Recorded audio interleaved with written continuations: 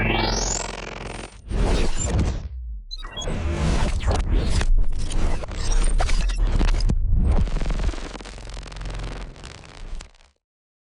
Lessons में हमने iterative method और उसकी एक न्यूमेरिकल एग्जाम्पल पे गुफ्तगू की थी। इस लेसन में हम आइटरेटिव मेथड को कंप्यूटेशनल ग्राफ के थ्रू समझने की कोशिश करेंगे। कंप्यूटेशनल ग्राफ के थ्रू आइटरेटिव मेथड को समझने के अंदर मुख्तलिफ फ़वाइद हैं। एक तो ये कि जब हम कॉम्प्लेक्स सॉल्यूशंस बनाएंगे या हम मल्टी लेयर न्यूरल नेटवर्क की तरफ जाएंगे तो इस कंप्यूटेशनल ग्राफ के थ्रू उनको समझना और उनकी मैथमेटिकल फॉर्म या डेल्टा डब्ल्यू अपडेट रूल को निकालना हमारे लिए आसान होगा।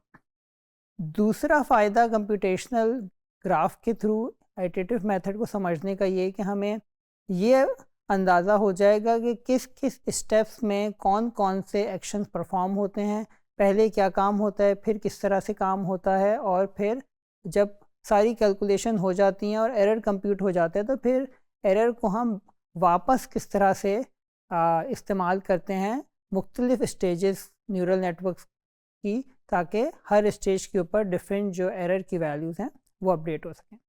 तो इसको हम कंप्यूटेशनल ग्राफ की मदद से देखते हुए हमें ये पता है कि हमारा जो फॉर्मूलेशन थी वो ये थी कि आउटपुट इज़ सम ट्रांसफॉर्म यानी W ट्रांसपोज X, जिसमें वेट्स X से या इनपुट से मल्टीप्लाई होके हमें एक वैल्यू दे रहे थे। तो हमारे पास इनपुट में X आ रहा है, ये इस बोल्ड X में मुख्तलिफ इनपुट फीचर्स की वैल्यू मौजूद है, और हमारे पास बोल्ड W एक वेरिएबल है जिसके अंदर मुख्तलिफ वेट्स की वैल्यू है।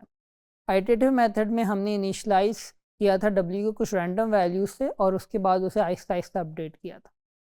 तो पहले स्टेप में W ट्रांसपोज X अप्लाई हुआ और उससे हमें Y की वैल्यू मिल गई।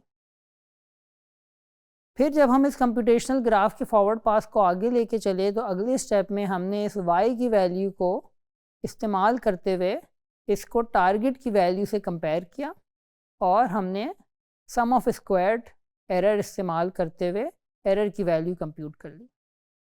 अगर बहुत सारे सैम्पल्स हों तो हमने उसमें समीशन ऑफ आई इस्तेमाल की थी, यानी हर सैम्पल की टारगेट वैल्यू को उस सैम्पल के लिए जो आउटपुट आया उसके साथ उसका एरर कंप्यूट कर लिया था और आखिर में सारे एरर को जमा कर लिया। तो ये हमारा टोटल एरर था फॉर द डेटा सेट या सेट ऑफ सैम्पल्स जिसके लिए हमने ये फॉरवर्ड पास किया। इस प्रोसेस को जो हमने पहले भी इस्तेमाल किया हुआ है हम अब कंप्यूटेशनल ग्राफ में इस्तेमाल करते हुए इसको हम फॉरवर्ड पास कहते हैं, यानी इनपुट और वेट्स फॉरवर्ड हुए, Y कंप्यूट हुआ, Y फॉरवर्ड हुआ और उसके बाद एरर कंप्यूट हुआ। जब एरर कंप्यूट हो जाता है तो अगला स्टेप हमारा था इस एरर को इस्तेमाल करते हुए W's की वैल्यू को अपडेट करना। W की वैल्यू को अपडेट करने का जो प्रोसेस है उसको हम बैकवर्ड पास कहते हैं। बैकवर्ड पास के अंदर एरर की वैल्यू को हम बैक प्रोपोगेट करते हैं, यानी सबसे पहले हम डेरिवेटिव कंप्यूट करते हैं। इससे पहले हमने जो डेरिवेटिव कंप्यूट किया था वो था partial derivative of error respect to partial derivative of WJ। लेकिन जब आप एरर वाले बॉक्स को देखते हैं तो उसमें इक्वेशन के अंदर टारगेट माइनस Y का स्क्वायर लिखा हुआ है, यहाँ पे कोई WJ मौजूद नहीं है। इस इक्वेशन के अंदर टारगेट की वैल्यू फिक्स्ड है और Y हमारा वेरिएबल है जो हर इनपुट के साथ चेंज हो रहा है। तो इस इक्वेशन का डेरिवेटिव हम वेरिएबल Y के रिस्पेक्ट ही ले सकते हैं। तो यहाँ पे हम पहला डेरिवेटिव लेंगे which is partial derivative of error with respect to partial derivative of Y। जब इस इक्वेशन का derivative with respect to Y लेंगे तो ये बन जाएगा 2 into target minus Y to the power 2 minus 1। Constant 2 चूँकि हम डेरिवेटिव को 0 से इक्वेट करते हैं तो कॉन्स्टेंट 2 को हम for the time being ignore कर सकते हैं और हमारे पास डेरिवेटिव टारगेट माइनस Y बन जाएगा। जब हम इससे पीछे वाले स्टेप में जाएंगे तो उधर हमारे पास इक्वेशन है Y is equals to W transpose X। इस इक्वेशन के अंदर दो वेरिएबल्स हैं W और X। W की वैल्यू भी आइटरेटिव मेथड के अंदर चेंज हो रही है और X की वैल्यू भी डिफरेंट इनपुट फीचर्स जैसे जैसे आते जाएंगे चेंज हो जाएगी। तो हमारे पास दो वेरिएबल्स हैं, तो हम दो डेरिवेटिव यहाँ कंप्यूट कर सकते हैं, partial derivative of y with respect to wj और partial derivative of y with respect to xj। यहाँ पे नोट करें कि हमने partial derivative of error compute नहीं किया है। इस इक्वेशन में एक तरफ y है, दूसरी तरफ w और x है। इस इक्वेशन में partial derivative of y with respect to partial derivative of wj compute किया है, इसी तरह with respect to xj compute किया है। तो जब अब हम पार्शियल डेरिवेटिव एरर को दोबारा से देखते हैं, तो पार्शियल डेरिवेटिव ऑफ एरर दरअसल चेन रूल के थ्रू हमने निकाला है, जिसके अंदर हमने कहा है कि सबसे पहले आप partial derivative of error compute करेंगे with respect to partial derivative of y, और उसके बाद आप partial derivative of y compute करेंगे with respect to partial derivative of wj।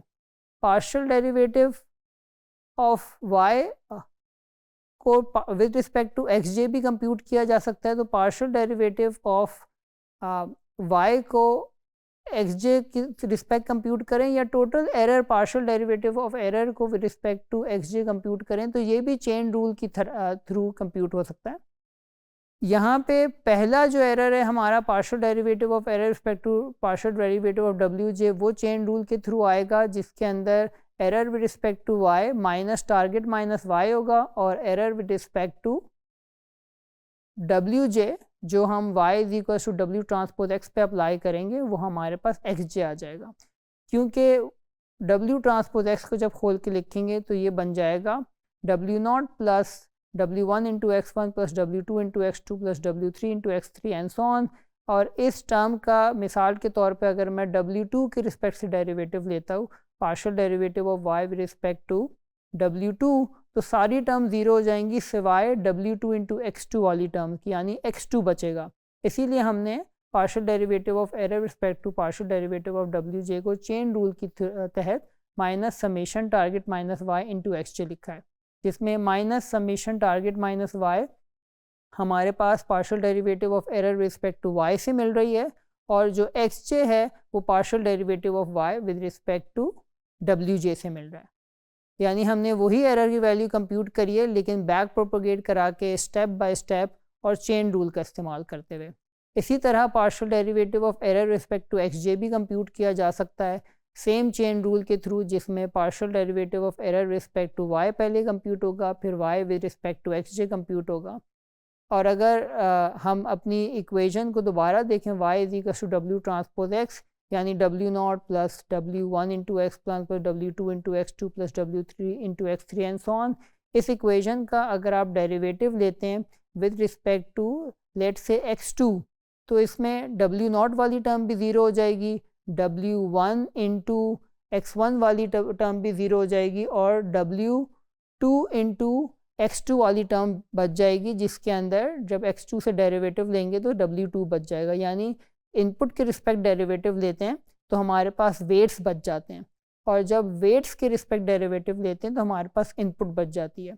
यहाँ पर ये बात अहम है कि हमने y is equal to w transpose x में ये नहीं कहा कि हम वेट्स के रिस्पेक्ट डेरिवेटिव लेंगे तो x बच जाएगा, और x के रिस्पेक्ट डेरिवेटिव लेंगे तो w बच जाएगा। हमने ये बात कही है, हमने अपनी बात को जनरलाइज करके ये कहा है कि जब इनपुट के रिस्पेक्ट डेरिवेटिव लेंगे तो वेट्स बच जाएंगे, और वेट्स के रिस्पेक्ट डेरिवेटिव लेंगे तो इनपुट बच जाएगी।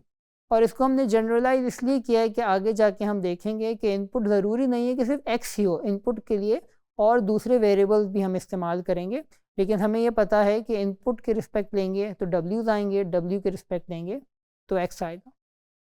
इस तरह से हमने अपने आइटरेटिव मेथड को फॉरवर्ड पास और बैकवर्ड पास के टर्म्स इंट्रोड्यूस करते हुए कंप्यूटेशनल ग्राफ के थ्रू दोबारा से एस्टिमेट किया है।